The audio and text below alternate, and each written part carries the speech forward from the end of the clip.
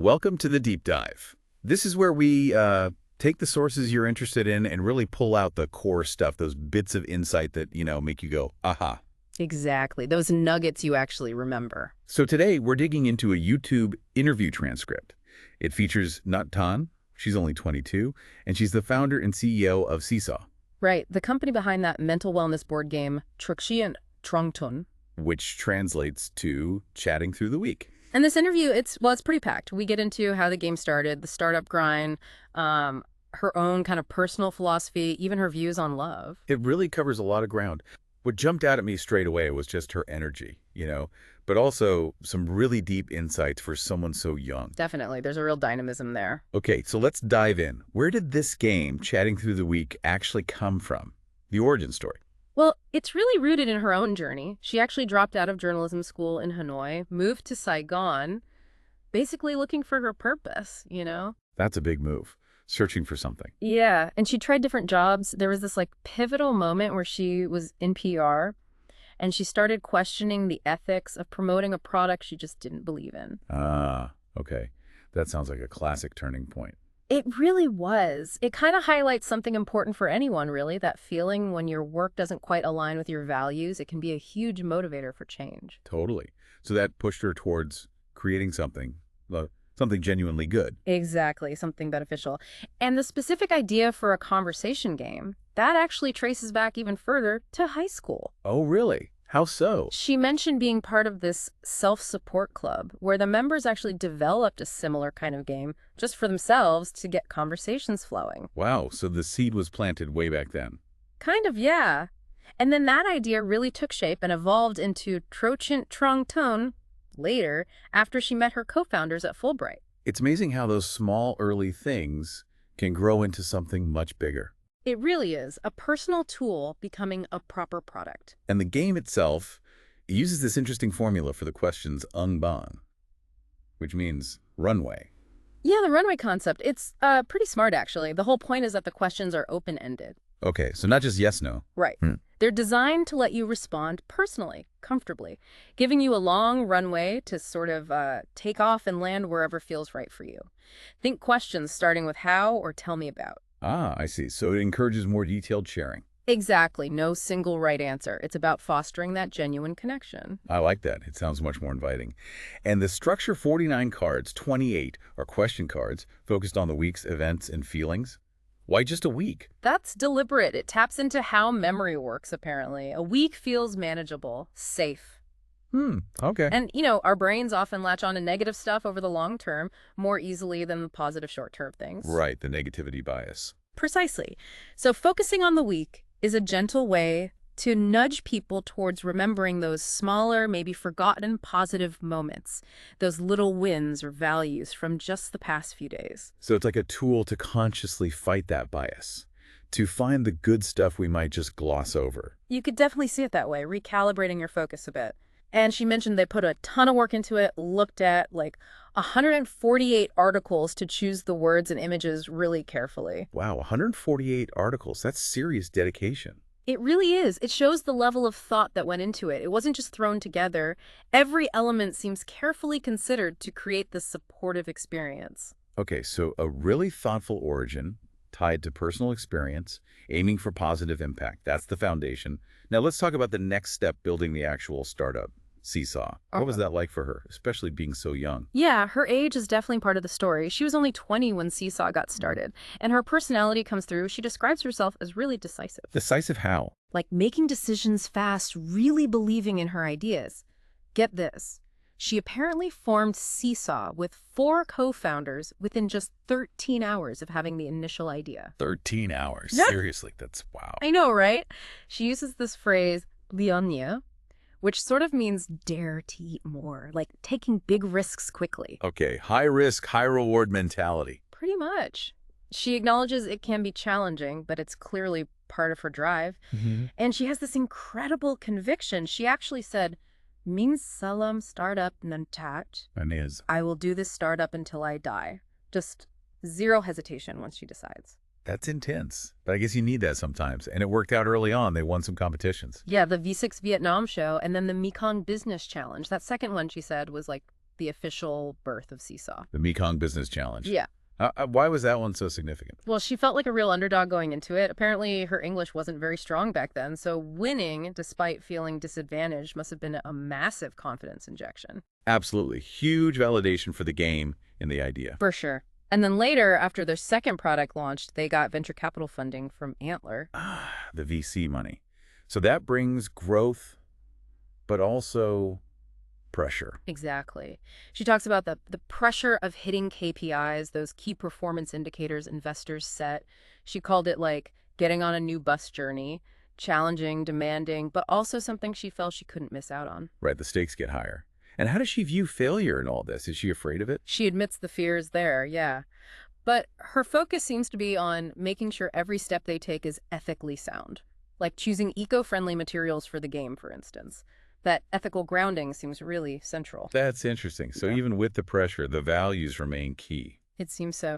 And she mentioned adopting that James Clear philosophy, 1% better every day. The atomic habits guy. Continuous improvement. Right. Suggests a focus on resilience, just keep chipping away. Yeah. She also touched on, having to constantly prove herself when pitching, especially being a young student founder. Yeah, I can imagine that.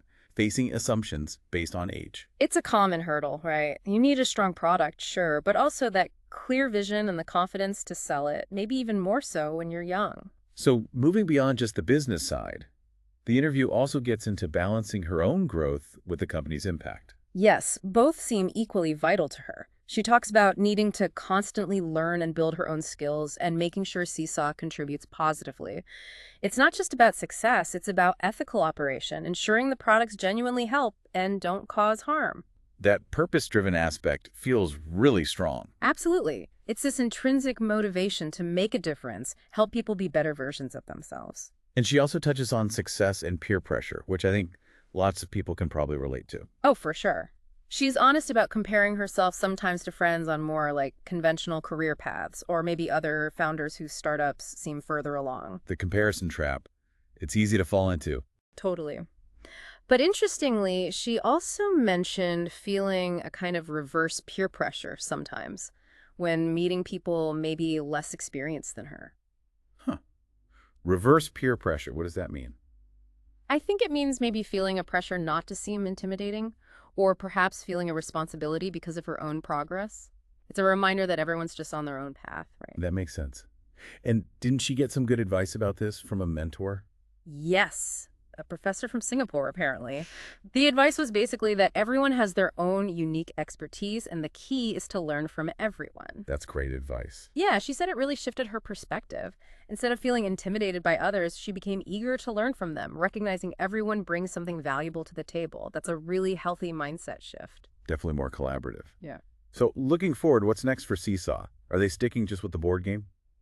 Well, they're expanding digitally. She talked about developing a web app. Okay, interesting. What's the idea there? To present their spiritual products, that's the term she used, referring to the mental and emotional wellness stuff more vividly, using sound, visuals, interactive things like customizable backgrounds, music. Trying to deepen the engagement online. Exactly. Make it more immersive, more personalized, and obviously hoping the app will help them reach a much wider audience than just the physical game can. Makes sense.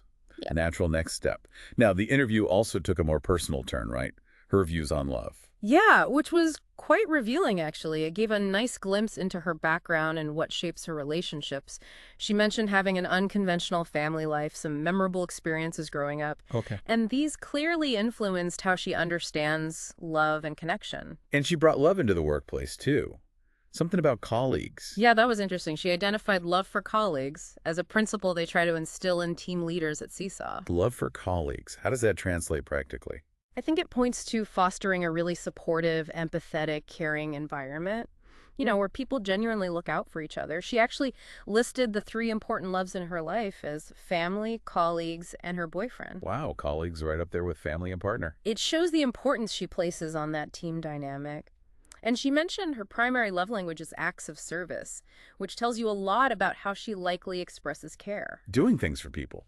Yeah, that fits the startup founder profile too, maybe. Uh-huh. And her parents influenced her views. Seems so. She described her dad as artistic and sensitive, and her mom as more humorous and resilient. A real contrast. So she got different perspectives on love from them. Exactly. Like a Yeah. blend appreciating both the deeper, maybe more sensitive side and also the practical, keep going side of relationships. And then there was that unique childhood story about a ceramic jar.